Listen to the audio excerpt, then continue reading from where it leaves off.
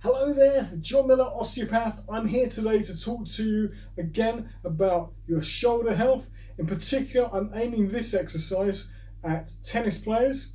One thing we see with lots of sportsmen is a lot of overreach injuries. So you're stretching too far out and you're trying to hit that ball either on a forehand or even on a backhand or even an overhand. If you're stretching too far, the shoulder joint is going to get wrenched out of the socket. And if your rotator cuff is weak, it's going to pull most assuredly. So the last time I did a video, we talked about shoulder health. We gave some exercises where you were bending over like so, externally rotating and pressing, and coming back down again the way you started. And you can use that just with body weights. Now, I would like to go one step further. Let's make this more sport specific for all of you tennis players out there. So when you do things, you're going to do it one-handed. You're also going to want to use some of the muscles of your core to hold everything together. So here's a couple of exercises we can give you. So starting with the basic one, if you've got a pillow, or in my case, I've got a wobbly disco set here, you can put it down on the ground. Put your knee on here to protect your knee. Now all you're going to do is do some rowing exercises. I like to take a band which I've attached to a door handle, grab hold of it like so, and you can hold it any way you really like. Personally, I like to grab it so it's this way around. And what you want to do now is keep your core nice and tight, squeeze your buttock at the same time to get that glute activation, as if you were, playing sports. And you're going to just bring that arm back a little bit. Now, as I do so, if you notice, there's a little bit of external rotation in the shoulder at the same time. Now, don't let this go slack, okay? It's got to be tense the whole time. So bring that arm back with that band, externally rotate a bit there, and release. Nice and slowly, externally rotate, and release. And never take the tension off the whole time. If you do, sometimes it can really irritate those muscles, and then it makes it worse. That's not why you're here. Okay. Now if you know, this isn't very good. Let me turn to the side a bit so you can see me better. It looks like I'm rotating my body, but I'm not.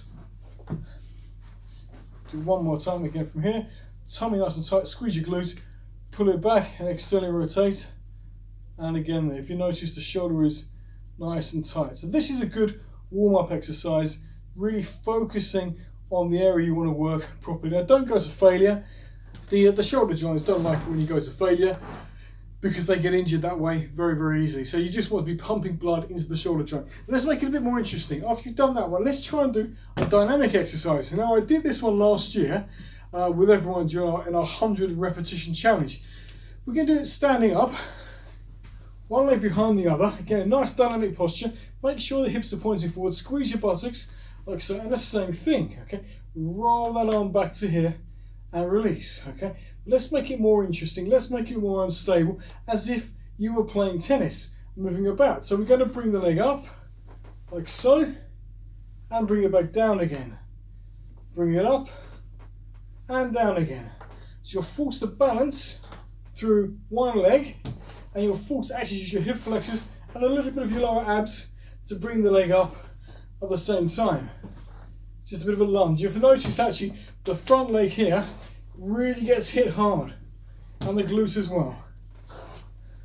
So it's just the same exercise really, just in a dynamic movement. And as before, please, when you do these exercises, don't go to failure. Always stop a few repetitions before failure, and please don't do them every single day. If you do it every day, you're not going to recover, and it's just going to create an injury that was there before, or aggravate an injury that was there before. Anyway, I really hope you like the video. For a set and rep range, I would normally recommend about 3 sets of each exercise at most. And for me, this is a very light band.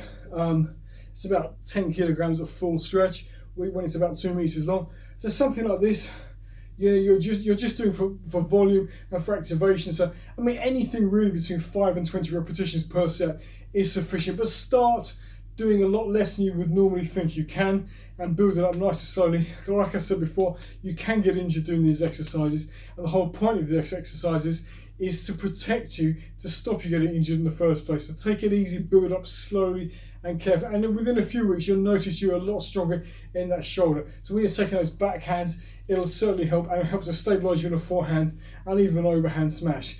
I hope you like the exercises, and I'll see you in the next video. Take care, goodbye.